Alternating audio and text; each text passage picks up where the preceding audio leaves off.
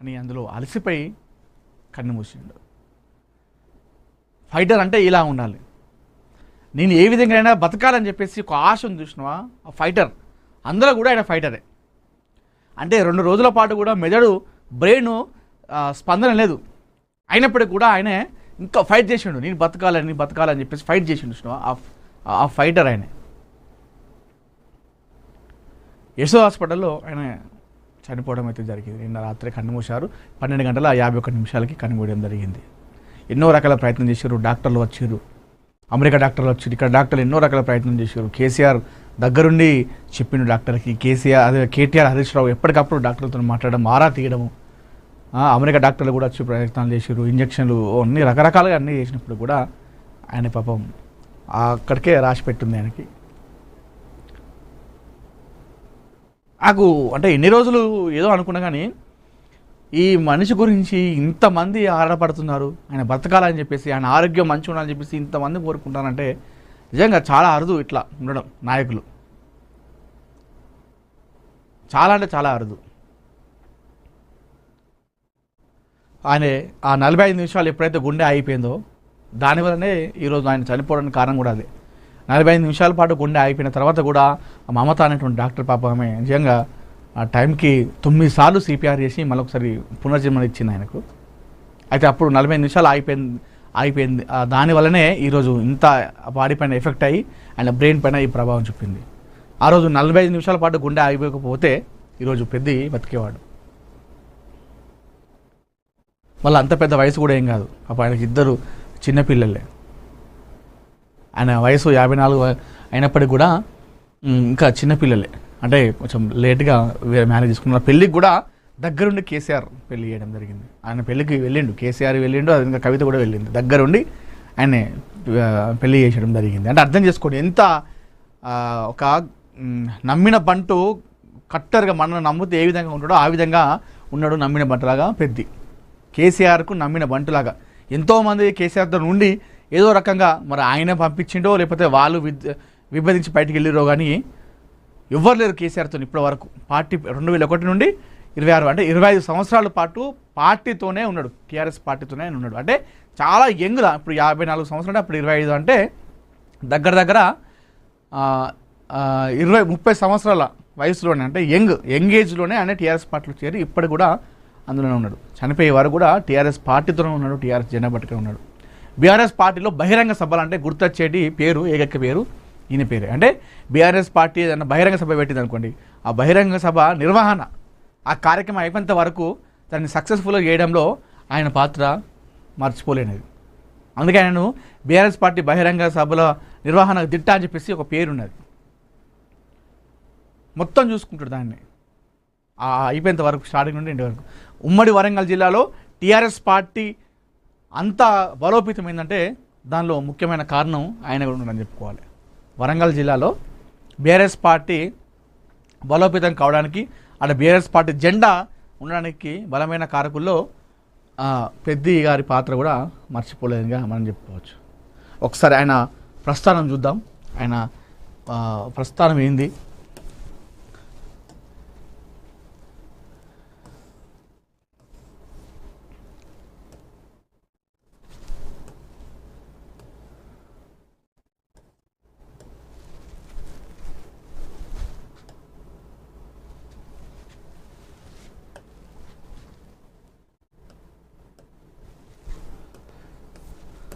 నిజంగా అంటే వాస్తవానికి కూడా అందరూ ఆశాభావం వ్యక్తం చేశారు. ఆయన బతకాలని చెప్పేసి, బతుకుతాడని చెప్పేసి అనుకున్నారు. కానీ సో ఆయనకు నిన్నటి వరకే దేవుడు అక్కడి వరకే ఉంది కాబట్టి ఆయన కానీ ఉన్న రోజులు నిజాయితీగా బతికిండు, ఎవరిని ఏమి ఇబ్బంది పెట్టకుండా ఆయన బతికిందని చెప్పుకోవాలి. రైట్. పెద్ది సుదర్శన్ రెడ్డి 1974 ఆగస్టు 6న జన్మించిండు. సో జూలై 31 తారీఖున అంటే అర్ధరాత్రిన చనిపోవడం జరిగింది. తెలంగాణ రాష్ట్రానికి చెందిన రాజకీయ నాయకుడు. 2019లో తెలంగాణ రాష్ట్ర సమితి పార్టీ తరఫున నర్సంపేట శాసనసభ నియోజకవర్గం నుండి ప్రాతినిధ్యం వహించాడు.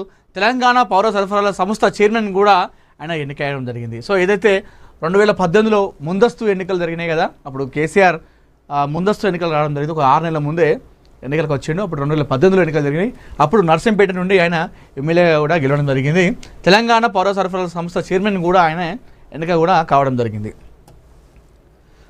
సుదర్శన్ రెడ్డి 74 ఆగస్టు 6న రాజిరెడ్డి అమృతమ్మ దంపతులకు తెలంగాణ రాష్ట్రం వరంగల్ గ్రామీణ జిల్లా నల్లబెల్లి మండలంలోని నల్లబెల్లి గ్రామంలో ఆయన జన్మించాడు.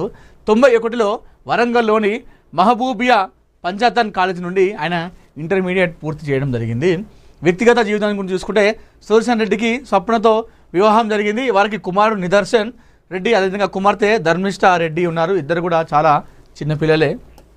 అదేవిధంగా రాజకీయం గురించి చూసుకుంటే నల్లబెల్లి మండల యూత్ అధ్యక్షుడిగా రాజకీయ జీవితాన్ని ప్రారంభించి దుగ్గొండి మండల బ్లాక్ కాంగ్రెస్ అధ్యక్షుడిగా కొనసాగుతూ అనంతరం కేసీఆర్ గారు 2001లో ఏర్పాటు చేసినటువంటి తెలంగాణ రాష్ట్ర సమితి పార్టీలో చేరి రైతు నాగలి గుర్తుపై నల్లబెల్లి మండల జెడ్పీటీసీగా గెలుపొంది ZB4 లీడర్గా కూడా ఆయన కొనసాగారు. సో తెలంగాణ రాష్ట్ర సమితి ఏర్పాటు చేసిన తర్వాత కేసీఆర్తోని ఆ 2001లో ఆ కేసీఆర్ దండులో ఆయన చేరిండు. అందులో చేరి అప్పుడు రైతు నాగలి గుర్తుపై ఆయన జెడ్పీటీసీ కూడా పోటీ చేసి కూడా గెలవడం జరిగింది. ZB4 లీడర్ కూడా ఆయన కొనసాగడం జరిగింది.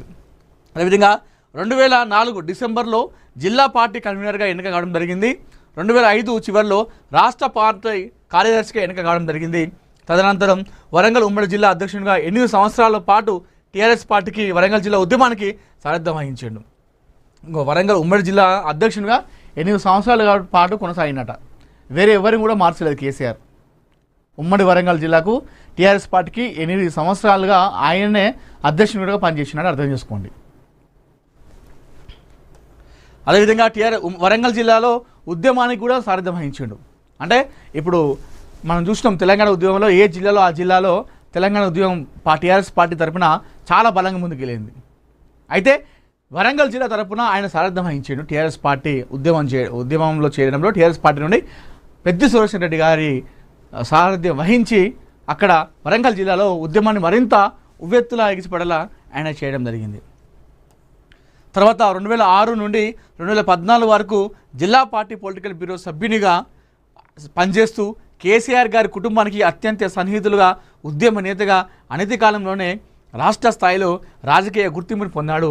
మహాగర్జన లాంటి చారిత్రాత్మకమైన ప్రపంచ ప్రఖ్యాతిగాంచిన సభలు పెద్ది సుదర్శన్ రెడ్డి ఆధ్వర్యంలో జరిగాయి. అంటే అర్థం చేసుకోండి, ఎన్నో పెద్ద జరిగినాయి. మహాగర్జన లాంటి ఎన్నో ప్రపంచ ప్రఖ్యాతిగాంచినటువంటి సభలు ఎన్నో జరిగినాయి కదా, అలాంటి సభలన్నిటి కూడా ఆయననే ఆధ్వర్యంలో జరిగినట్టే. అంటే అట్లాంటి సభలకు, బహిరంగ సభలకు పెట్టింది పేరు దిట్ట అని చెప్పేసి ఒక పేరు ఉంది మన పెద్ది సుదర్శన్ రెడ్డి గారికి. తెలంగాణ ఉద్యమ కాలంలో వరంగల్ జిల్లా కేంద్రంగా జరిగిన అన్ని సభలకు పెద్ది సుదర్శన్ రెడ్డి గారే ప్రాతినిధ్యం వహించారు. తర్వాత 2014 జరిగిన తెలంగాణ సార్వత్రిక ఎన్నికల్లో భాగంగా తెలంగాణ రాష్ట్ర సమితి పార్టీ అభ్యర్థిగా పోటీ చేసి సమీప స్వతంత్ర అభ్యర్థి దొంతి మాధవరెడ్డి చేతిలో కేవలం 18,376 ఓట్ల తేడాతోనే ఓడిపోవడం జరిగింది. తెలంగాణ వచ్చిన తర్వాత ఆయన మొదటిసారి కూడా పోటీ చేసిండు. అయితే అందులో ఆ మొదటిసారి ప్రయత్నంలో ఆయన ఆ స్వతంత్ర అభ్యర్థి పైన చాలా తక్కువ మెజార్టీతోనే ఆయన ఓడిపోవడం జరిగింది. ఆ తర్వాత 2018లో జరిగినటువంటి తెలంగాణ ముందస్తు ఎన్నికల్లో తెలంగాణ రాష్ట్ర సమితి పార్టీపై పోటీ చేసి సమీప కాంగ్రెస్ పార్టీ అభ్యర్థి దొంతి మాధవరెడ్డిపై 16,949 ఓట్ల తేడాతో ఆయన గెలుపొందిండు. తర్వాత ఆయన 2018లో శాసనసభలో పబ్లిక్ అకౌంట్స్ కమిటీ సభ్యుడిగా కూడా PSCగా కూడా ఆయన ఎన్నిక కావడం కూడా జరిగింది. సుదర్శన్ రెడ్డి 2023లో జరిగిన శాసనసభ ఎన్నికల్లో BRS పార్టీ నుండి పోటీ చేసి మరొకసారి ఓడిపోవడం జరిగింది. సో 14లో ఓడిపోయిండు, అదేవిధంగా 18లో గెలిచిండు. ఆ తర్వాత 23లో కూడా పోటీ చేసి కూడా ఆయన ఓడిపోవడం జరిగింది. మరణం పెద్ది సుదర్శన్ రెడ్డి హైదరాబాద్లోని ప్రైవేట్ ఆసుపత్రిలో 5 రోజుల పాటు గుండెపోటుకు చికిత్స పొందుతూ 2026 జూలై 31న కన్నుమూశారు. ఆయన వయస్సు ప్రస్తుతం 21. అంటే నేను ఇందాక చెప్పినట్టు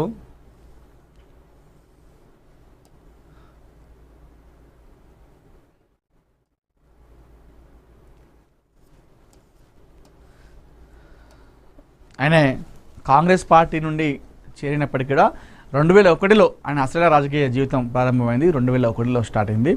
2001లో టీఆర్ఎస్ పార్టీ విన్న తర్వాత ఆ కేసీఆర్ దండులో చేరి జెడ్పీటీసీగా ప్రస్థానం మొదలుపెట్టి తర్వాత ఎమ్మెల్యేగా ఆయన ఎన్నిక కావడం జరిగింది. సో ఎన్నో ఆటుపోటును ఎదుర్కొన్నాడు. మనందరూ తెలిసిందే, ఆ టైంలో 2001లో అప్పుడు టీఆర్ఎస్ జెండా పట్టుకుంటే అందరూ చూసి నవ్వేవాళ్ళు, వీళ్ళేంద్ర నాయన టీఆర్ఎస్. అప్పుడు టీడీపీ కాంగ్రెస్ పార్టీలు రెండు కూడా చాలా ఎక్కువ ఉండేది. ముఖ్యంగా అప్పుడు టీడీపీ పార్టీకి ఎక్కువ ఉండే కార్యకర్తలు.